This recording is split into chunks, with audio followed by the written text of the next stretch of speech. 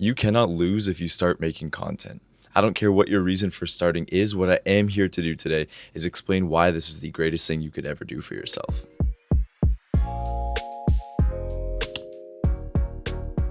Now, I'm quickly going to explain why I got into content, and that is mainly the job, my 9 to 5 itself. The commute is way too much. I don't like that. I feel like there is more that I can get out of this life. I know that there is possibilities because people have done it before, which means that why can't it be possible for me if it's been possible for them? So I started posting. But the main reason behind all that is just because I wanted to improve the things that I am very bad at, like speaking, especially to a camera. I cannot speak to a camera very well to save my life. While I'm trying to get better, it is not something that I have a history of being good at. So the speaking, the idea creation, the editing, the marketing, the posting, all of these things are new to me. And so naturally, yes, I'm going to suck. But the good thing about sucking is that the more you suck at doing things, the better you end up getting. Weird how that works, but it's true. The funny part about all that too is that you start to enjoy that process, enjoying the process of creating the ideas and filming and setting up the backgrounds and editing. There's so much that goes into these videos. Yes, it takes a lot of time and effort, but the more you do it, the easier it gets. Things now stay consistent, and then you can put more time and effort to focus on the next thing. Which brings me to that next idea that if you try to make things 1% better every single video, whether you're posting weekly, bi-weekly, every month, the fact that you show up consistently and you're always trying to improve will mean that one day you will get to where you're trying to go. But genuinely getting that first video out there is one of the hardest things that you will ever do. I went through this personally. It's like, what will people think about this? What if my family and friends find out? What if they think it's cringe? What if they start sharing it with other people? But over time, you start to realize that these people do not pay your bills. These people do not know exactly what's in your head 24/7. These people will not even go out of their way to try to make their life better for themselves. And yet you fear the audacity of them to chirp you? What's the point? It's just if they're chirping you anyway, it's just a preference. They prefer that you don't do that. But it's like, who cares? It just seems so childish to care about that. Once you get over that hump, so many doors will open up. You will enjoy doing the work more. You will want to get better, and you will want to keep posting, because when you have that video that starts to blow up, things can be life-changing. So yes, if you can't get around that hump, this sucks. The whole process of creating the ideas and the filming and editing and putting videos out there, that will suck unless you learn to get around that. That being said, you have to learn to enjoy the process. I heard a quote recently that was something along the lines of, if you make enjoying the process the goal, then that means every single day is a win. Which means that if you start to enjoy every single little detail of the things that you do, you are winning every day.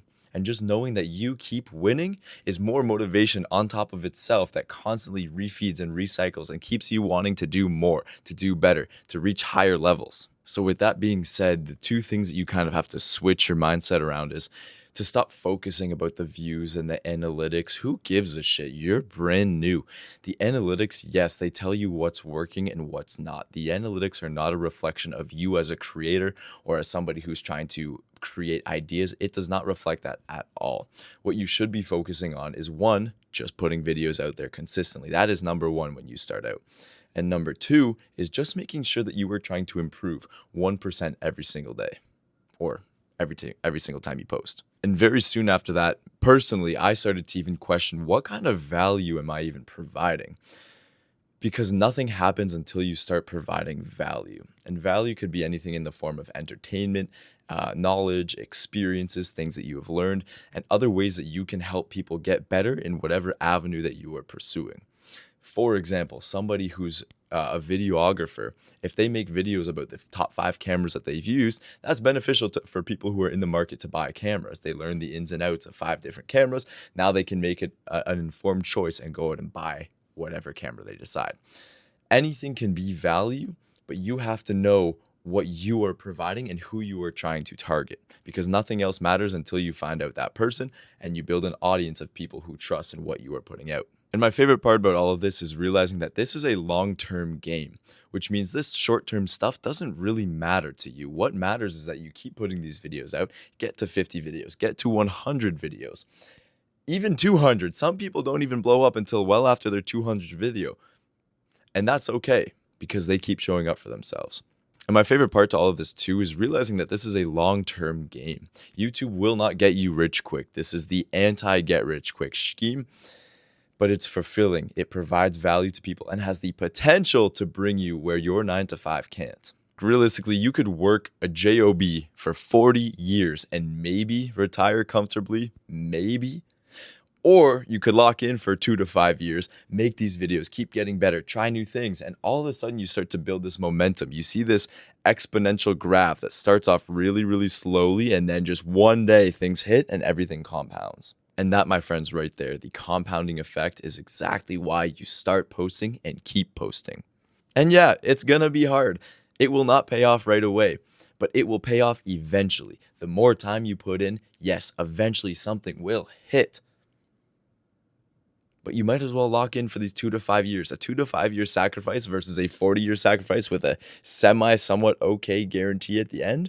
Which one is more worth it at the end of the day? But when it does pay off, you buy back your time, you buy back a little bit more freedom, and you open so many doors of opportunity to what you can do with that future. And to me, that trade-off is well worth it. And as I stated earlier, YouTube is not a get-rich-quick scheme. You will have to fall in love with the process of building, creating, editing, posting, getting better every single day. Yes, money will come from the value. Money will come from customers if that's how you've set up your business plan.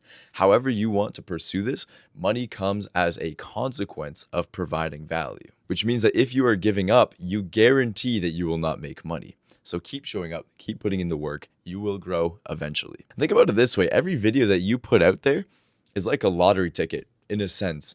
The more that you buy or the more videos that you put out, the more chances that you have to have one hit big. And all you need is that one video. Now, I have not hit that yet. I am a very small creator. I have sub 200 subscribers, but I keep putting out videos every single week. And I'm focusing on a new plan to create 2 videos a week. So that's something I'm working on now, is getting 1% better. And going back to the idea of this video, that you can't fail if you start, because the more you put out, the more you try to do as you try to get better, you are learning so many soft skills that will make you a better person in general, things that will be able to help you speak better in public or to friends and family or maybe future investors. Who knows?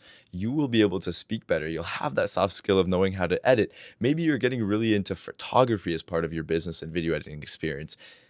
There are so many gates that can open up for you should you start, because starting something on your own, you have to be everyone at once. You have to be the manager. You have to be the engineer. You have to be the thinker. All of that combined will make you better in every avenue of your life, even your 9 to 5. And for me, storytelling and communicating is one of my weakest points. And I know that through this, I will get better and better and better. And eventually, I will become a semi-decent storyteller. Now, again, I'm only about 6 months into this, so I don't have that much experience. But this is my reasoning, my rationale as to why you cannot fail if you start. And the best part, yes, I'm improving, I'm learning, I'm doing more every single week. So even if this doesn't work right away for me in the first year or 2 of making content, that's okay, because I have already gained way more than I have lost. And realistically, the only way to stop that is to stop posting overall. So no matter what, the more I keep posting, the better I'm going to get as an individual, the more competent, the more confident I will get as I keep progressing. So if you are in this phase right now and you're thinking about starting, or maybe you've put out a couple of videos, just put them out, just do the thing, and you will have so many doors open up for you as time goes on. So fall in love with the process and keep going. That's it for me today. Take care.